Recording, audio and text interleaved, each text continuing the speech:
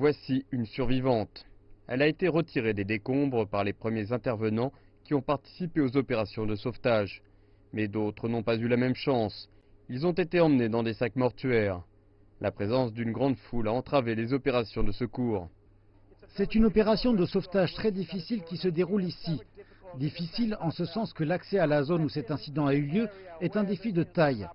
Juste derrière moi, vous pouvez voir le matériel lourd qui a été apporté. Il est arrivé il n'y a pas si longtemps pour aider aux opérations de sauvetage, mais il n'a pas été en mesure d'accéder au site. De nouveaux corps ont encore été extraits, mais pour être franc, la situation dans son ensemble n'est pas conforme à nos attentes.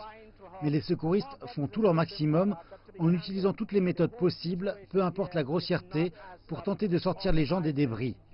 Ils réussissent d'une manière ou d'une autre et bien sûr, si certaines personnes sont sorties mortes, un bon nombre d'entre elles sont sorties vivantes.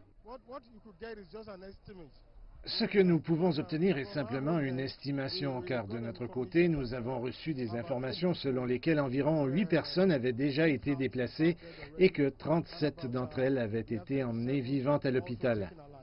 Le bilan des victimes va probablement augmenter au fur et à mesure que les secouristes fouillent les décombres. On ignore combien de personnes se trouvaient dans l'immeuble de 3 étages lorsque celui-ci s'est effondré. Selon la BBC, des responsables de Lagos ont déclaré que le bâtiment avait été classé pour être démoli.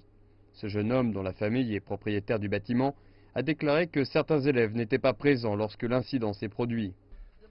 Certains d'entre eux, les plus âgés, sont sortis pour faire du sport. Certains d'entre eux sont allés en excursion. Je ne peux donc pas dire le nombre total, mais je pense que leur nombre devrait être au minimum de 60 à 80. Mais je ne peux pas dire combien il en restait quand les autres sont sortis. La plupart des victimes ont été emmenées à l'hôpital principal de la région. Les personnes dont la condition était la plus grave ont été transférées dans d'autres établissements pour y bénéficier d'un traitement spécial. Nous ferons de notre mieux en tant que gouvernement pour nous occuper des victimes. Celles que nous pouvons sauver, nous les sauverons. C'est aussi une bonne leçon encore. Nous ne devrions pas présumer que ce genre de choses ne se reproduira plus.